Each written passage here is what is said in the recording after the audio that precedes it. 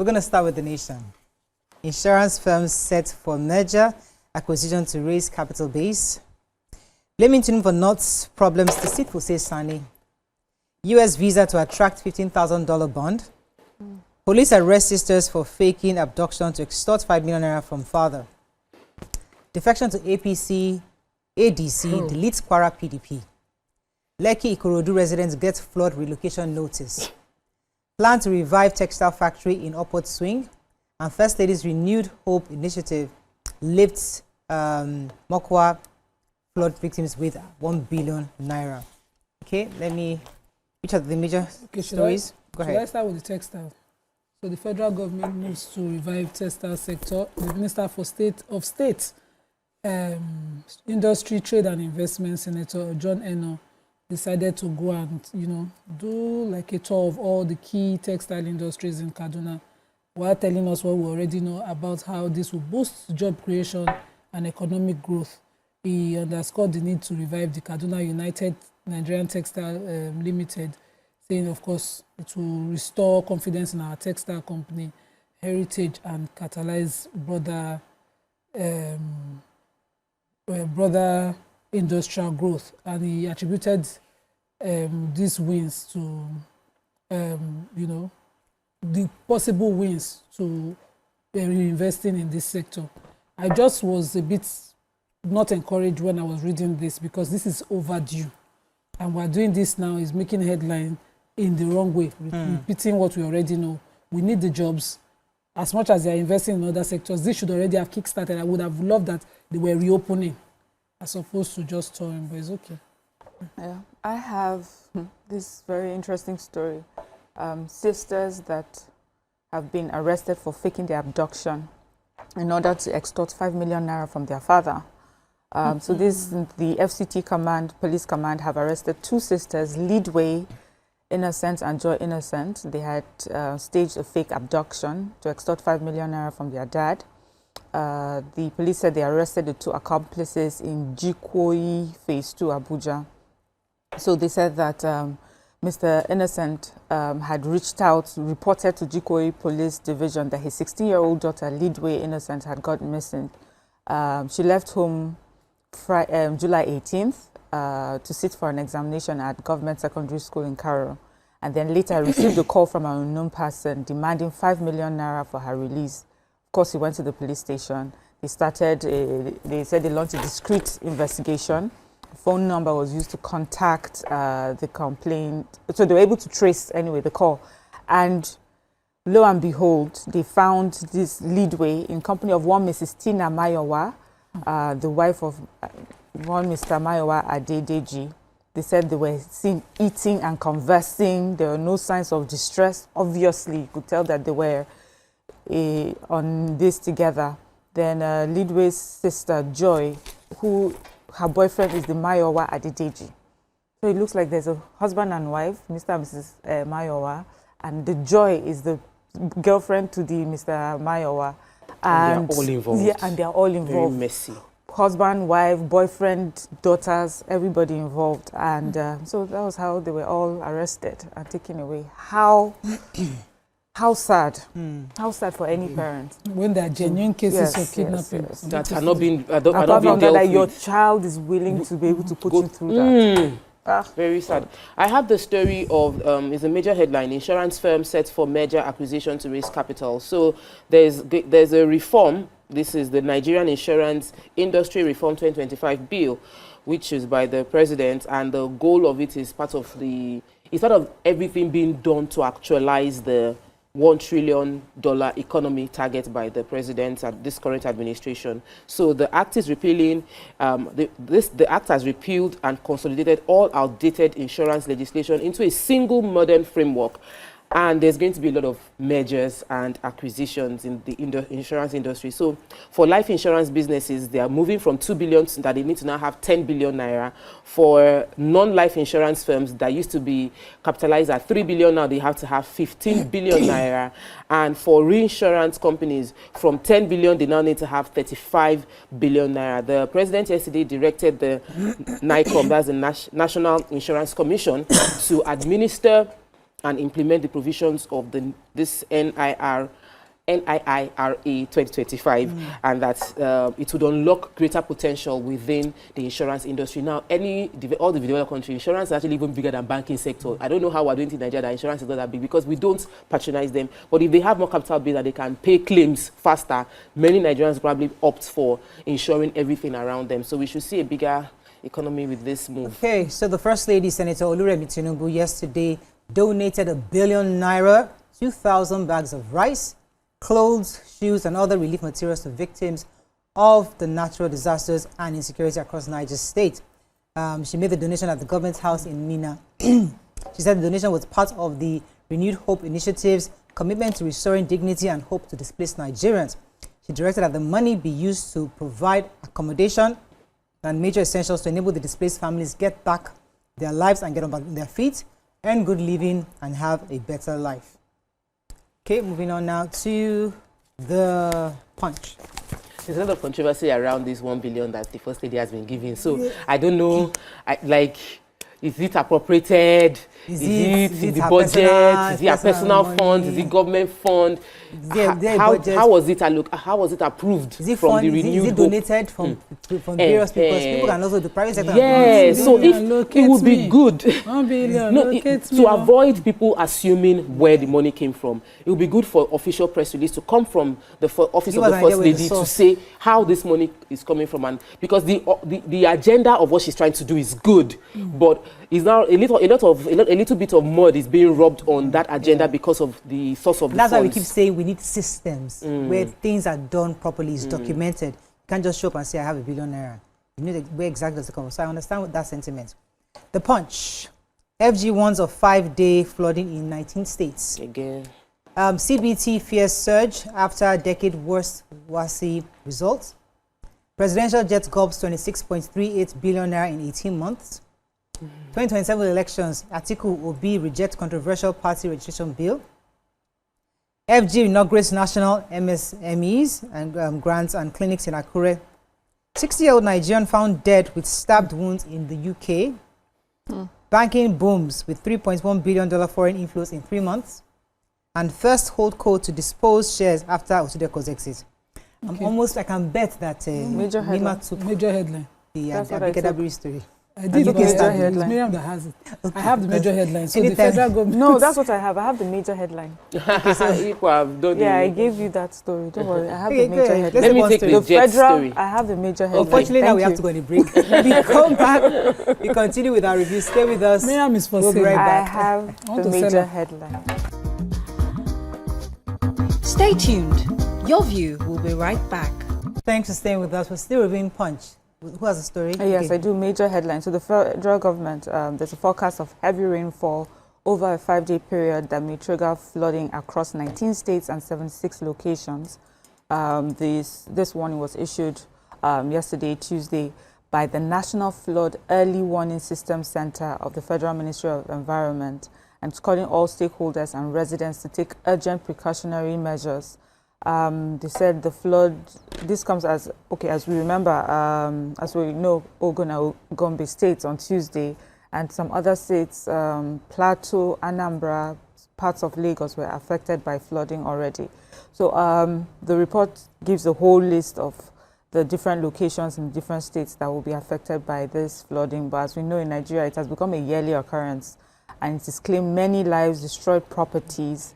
They said last year 31 states were reportedly affected by flooding, causing hundreds of deaths, injuring thousands of people, and affecting 1.2 million. But we had recently the National Economic Council approved the release of intervention funds to support nationwide flood mitigation and response efforts. NEC approved the disbursement of 3 billion each to 36 states and the federal capital, 1.5 billion naira to the Federal Ministry of Budget and National Planning, 1.5 billion to Federal Ministry of Environment, 1.5 to the Federal Ministry of Water Resources and Sanitation, and 10 billion to NEMA. This NEMA showed that no fewer than 165 persons have died so far, and 82 missing. 791 persons have been affected by this year's flooding alone. We talk about 138 people who have sustained various degrees of injuries, many displaced, over 8,000 farmlands destroyed across 43 local government areas in these 19 states. So the story with this is we sit down here and we say the same thing every year. So I understand the intervention funds to help to relocate people, place them when the floods happen. We need to do much more about how to prevent underdevelopment. Yes, and I remember when we went for this thing in China, they talked about different ways that they have, that they have added in their system to protect their people.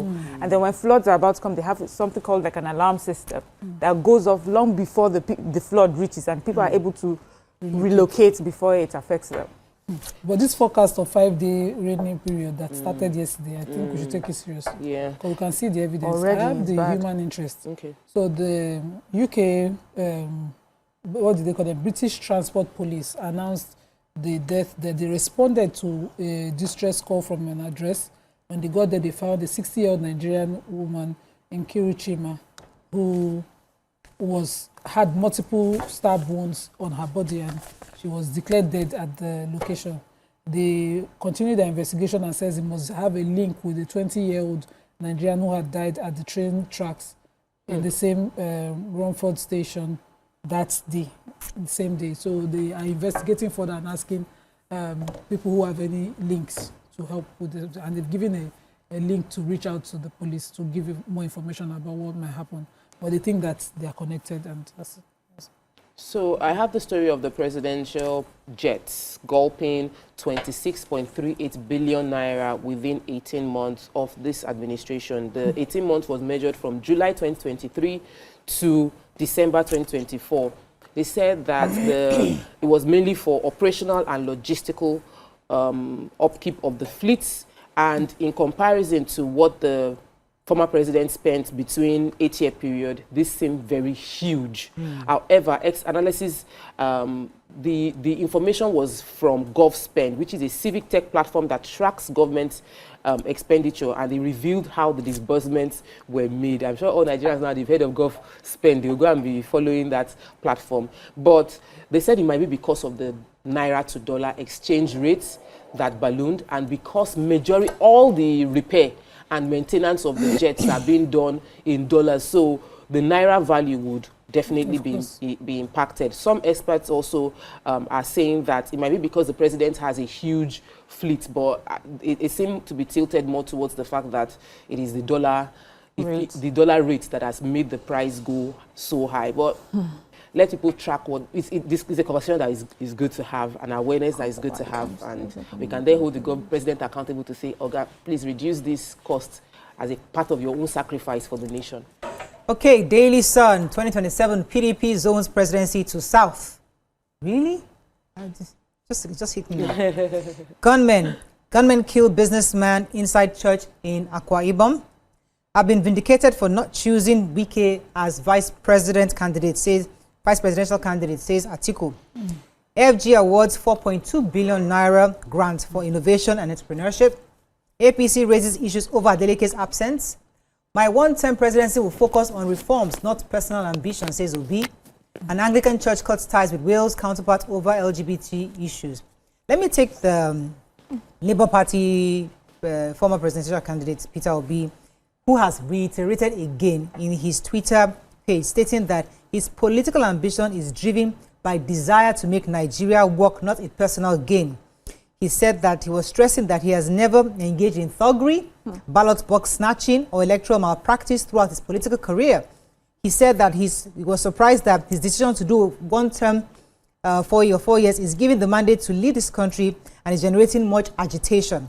People at different fora have expressed disbelief on his decision. So he was saying that he insisted that good governance is achievable within 4 years, especially when sincere approach to tackling corruption is there. I've never been desperate for power or anything else for that matter. So again, it's still part of the policies, and we'll see how that goes. In the same political news, former Vice President Atiku Abubakar is responding to the FCT Minister Nyesom Wike's. He now has a monthly media chat. So the one for this month has already been held. where he said that if he were the son of the former Vice President Atiku Abubakar, he would counsel him to stop jumping from one political party to another, saying that he has left the PDP now for ADC. He was pushing for a coalition. Now he's just, attacking. And then Atiku now responded that I have been vindicated. Nobody takes Wike seriously anymore. That a person who worked against his own political party just because he lost at the presidential primary, even though before the election, the voting started at that venue, he had said that anybody that emerged, I will work with him. And now, the moment he did not emerge as the winner of the primaries, he went ahead and worked against his party. That Atiku, cannot remain in the same party with such a person, which is why he has left the party for him, and that nobody takes him seriously. They don't trust him. So, but what caught my attention is PDP zoning present. So that sounds like Jonathan. I think the person, because this was written by his spokesperson. Sounds like Atiku's spokesperson, one Paul Ibe, his media as a potential candidate. If they are zoning, yes, no, that's in the. Just say that when I saw PDP zones presidency to South, that's what came to my mind immediately. To South. That's what came to my mind immediately. Because obviously it's not Atiku again. No, Atiku has two Southerners. If you have Peter Obi, who is in the party as his vice, which is what they are nominating. That's the idea they're having. It's in Labour. Peter Obi can actually go back to PDP. He's PDP. I know this. He's in PDP. That's why he's vice in Labour Party. Politicians with their politics. Exactly. I wanted to respond to Mr. Media Aid, who wrote this thing. That he did not remember the details of that presidential primary very well. If he was in Wike's position, would he not do the same? The details of that presidential primary was such a betrayal. So if somebody had said, I work for whoever I emerge, it is in a transparent presidential primary that it would have been sustainable. Not the one that they sabotage. Oh, are you speaking for Wike now? Yes, because that particular thing, he paid me on his behalf. Yeah, there was a play I there. The more you see, the less the more you look, the less you see. It's good to the more we read, the less we understand. Let me take the presidency. This one is clear and straight to the point. 4.2 billion naira has been approved for 158 research projects under the TED Fund. That's the Tertiary Education Trust Fund and National Research Fund 2024 Grant Circle. The approval followed the report of TED Fund and National Research Fund Screening and Monitoring Committee, which recommended the funding of 158 research proposals after rigorous screening exercise. And so this is good news because we know that there is no science and technology development without research, and we are not putting enough money into local research. So TED Fund has said the approved research works include development of sustainable eco-friendly walling system for low-cost housing in the rural communities of Nigeria, development of hybrid cubic fertilizer using plant-based binder for efficient nutrient release. They also said development of intelligent area robotic system for efficient weeding. So it's a lot within the agri and real estate sector. Then they also want to deploy development of an artificial intelligence-enabled Internet of Medical Things for military physiology monitoring and activity recognition system at war zone. And then a lot of Federal University of Technology, they said their highest number of awards were to Federal University of Technology, Minna, with 15 awards amounting to about 400 million naira. And then Ahmadu Bello University got 13 awards, totaling 350 million. Federal University of Technology, Akure, with 12 awards. Then other University of Technology, Owerri, with 11, and all of that. So these universities are getting funding. No. The next thing is to now wait for the results of the research and, more importantly, implementation of the result of those research that has been funded with the government fund. I have a human interest story here. They said that in Ikorodu Okusun community, Ukana Fund local government area in Akwa Ibom State, they said gunmen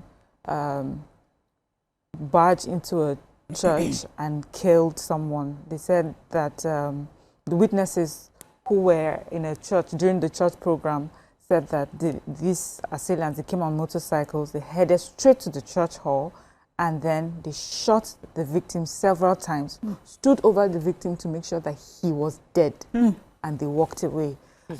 Everybody in the church was, of course, scared and scampering to safety. The police have confirmed that this incident happened and that they found a locally made pistol at the scene. I mean, there's no safe place. I don't even understand. There's no safe place. We have to run, but I don't know how we missed the tigress Zenith Bank gave them 200 million naira.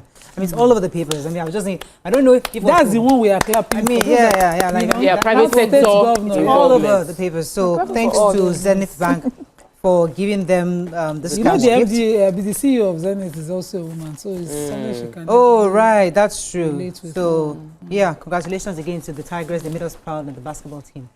Let's go on a very short break. Yeah, When we they come back, will. move on to our next segment. Stay with us. We'll be right back.